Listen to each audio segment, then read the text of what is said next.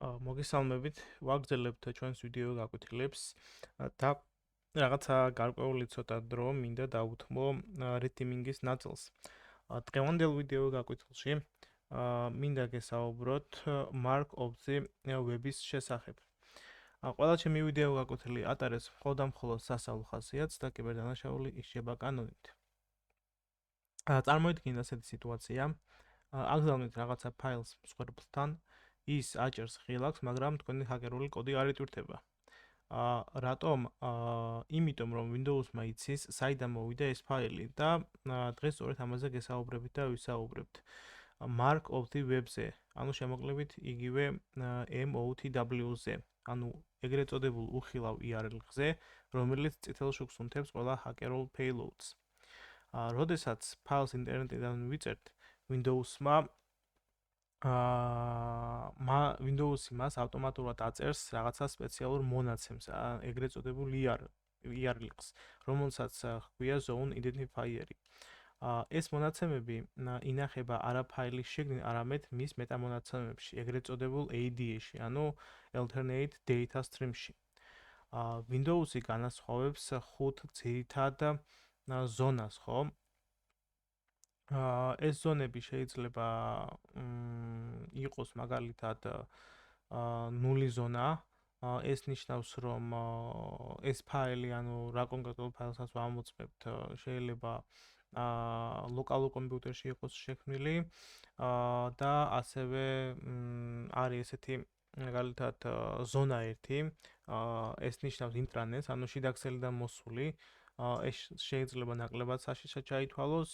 ნომერი 2 ეს არის Trusted-ი, ანუ სანდო საიტებიდან და აქ გვაქვს მესამე ნაწილი, ანუ Zone ID 3 ნომრით და ეს არის სწორედ ის ფაილი, რომელიც ინტერნეტიდან არის გადმოწერილი და ყველა ინტერნეტიდან გადმოწერილ ფაილს ეს ნომერი ენიჭება.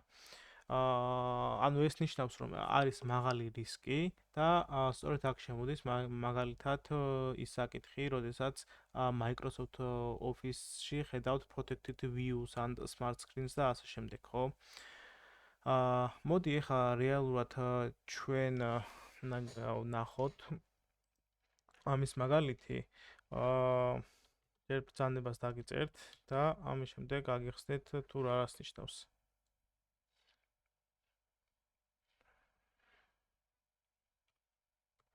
მაქვს, ხავის ფაილი მქონდა გადმოწერილი და ამაში ვამოწმებ. Stream-ი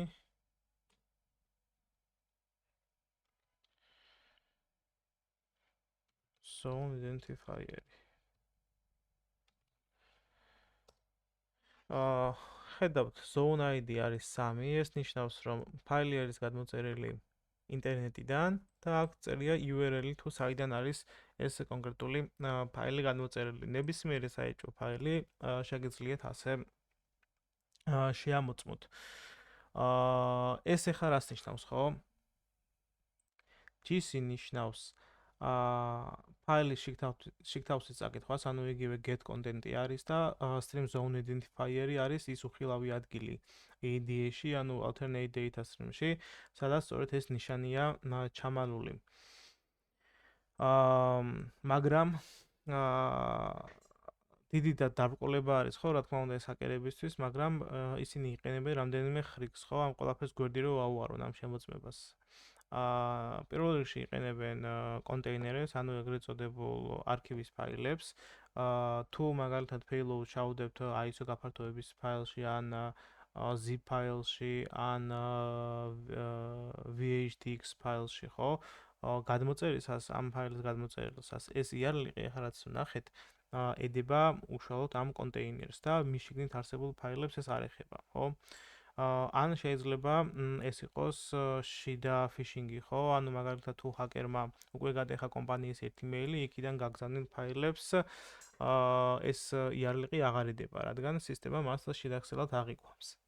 დგება ახლა ესეთი საკითხი, როგორ უნდა დავიცვათ თავი, ხო? პირველ რიგში ყოველთვის დააკვირდით გაფრთხილებებს, რომელსაც Office-ი და Windows-ი გიჩვენებთ და თუ ხედავთ, რომ ფაილს აქვს Protected View, ეს ნიშნავს, რომ ის უცხოა და პოტენციურად არის საშიში. იმედია ეს ინფორმაცია დაგეხმარებათ უკეთ გაიგოთ თუ როგორ მუშაობს Windows-ის უსაფრთხოება და არ დაგავიწყდეთ რა თქმა უნდა არხის გამოწერა, რადგან წინ კიდევ არის ბევრი საინტერესო red teaming-ის ვიდეო, როგორც თეორიული ნაწილი, ისე პრაქტიკული ნაწილი და აბა მომავალ შეხვედრამდე.